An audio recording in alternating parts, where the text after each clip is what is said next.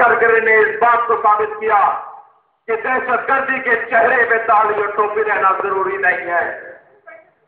दहशतगर्दी के चेहरे में तिलक भी लगा हो सकता है।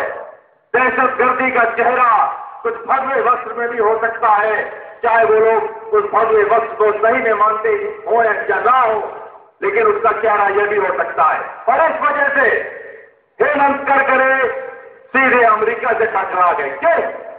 क्योंकि अमेरिका पूरी दुनिया में ये प्रचार करता है, पूरी दुनिया में वो दहशतगर्द का केवल एक चेहरा रखना चाहता है, क्योंकि जिन संसाधनों को वो लूटना चाहता है, जिस तेल को वो लूटना चाहता है, वो मुसलमान मुल्कों में है।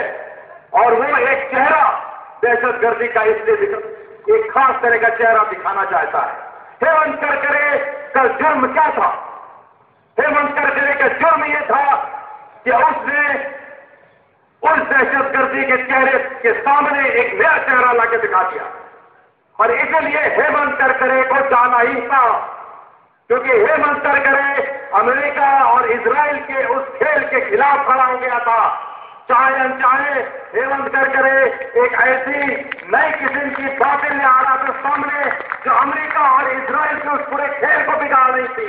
और ये मैं ऐलान करना चाहता हूं कि आज की तारीख में 26 नवंबर की घटना ने यह दिखा दिया है कि आतंकवाद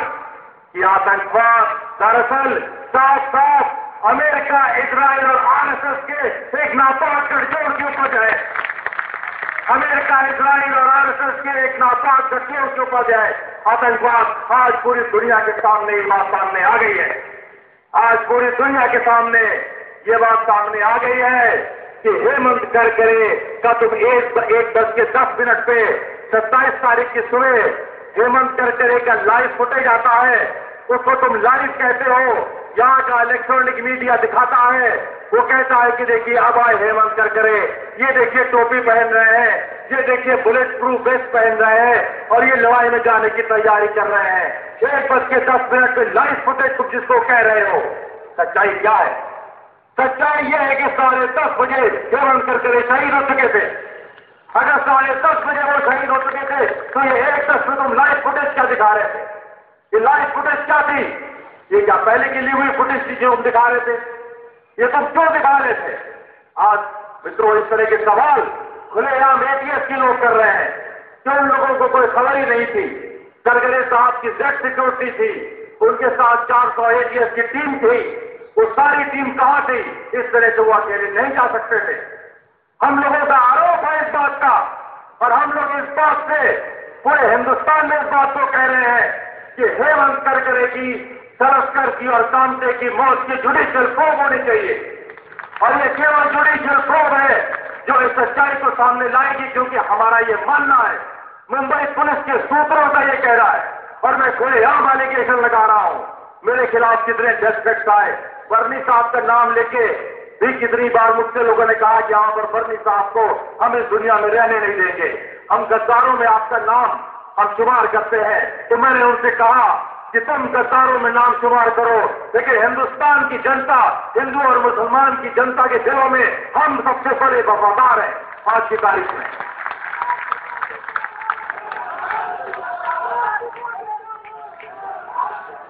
आज इस सवाल पर भी उठाना गुनाह। आज तुमने मुल्क में यह माहौल बना दिया है। कल तक तुम मुसलमानों को टारगेट करते थे, कहते थे मुसलमान दहशतगर्द हैं, हिंदुओं का समर्थन लेते थे। आज तुमने इस मुल्क में यह माहौल बना दिया है कि एक हिंदू अफसर की मौत होती है और उस पर भी हम सवाल उठाएं तो हमको प्रो मुस्लिम कह दिया जाता है। ये तुमने आज माहौल बना दिया। आज ये माहौल देश का हो गया। आज आरएसएस की सच्चाई खुल गई है, हिंदुओं के सामने सच्चाई खुल गई है, क्योंकि उनके भी दिल में, आप महाराष्ट्र में देखिए हेमंत करकरे के फ्यूनरल के जो सीन्स है, जिसमें हिंदू और मुसलमान दोनों गले मिलकर रोए हैं, दोनों ने अपने सेंटिमेंट का इजहार किया है और इस बात को पूरी दुनिया के सामने दिखा दिया है कि हेमंत करकरे के सवाल पे जितना दर्द मुसलमान के दिल में है, उतना ही दर्द हिंदू के दिल में है। आज तुमने ये मजाक बना लिया था, तुमने सोचा था कि हम आतंकवाद के बहाने हम वाकई मुसलमानों को टारगेट करते करते सेकुलर हिंदुओं को भी टारगेट करेंगे और जनता हमारे साथ नहीं देगी। लेकिन आज वो टर्निंग पॉइंट आ गया है जब हिंदू जनता ने भी देख लिया है कि तुमने हेमंत करकरे को जो शहीद किया है, इसका मतलब यह है कि जो बाटला हाउस में तुमने किया है वो भी एक फेक एनकाउंटर था। आज तुमने हेमंत करकरे को शहीद किया है, इसका मतलब है कि 26 जुलाई के बाद जितने बम ब्लास्ट हुए उसमें मुसलमानों का रोल नहीं था, उसमें मुसलमानों का रोल नहीं था। हेमंत करकरे यही बात कह रहे थे। अपनी मौत के 2 हफ्ता पहले उन्होंने बंबई में मुसलमानों की मीटिंग बुला के बाकायदा इस बात को कहा था कि इंडियन मुजाहिदीन जैसी कोई चीज नहीं है,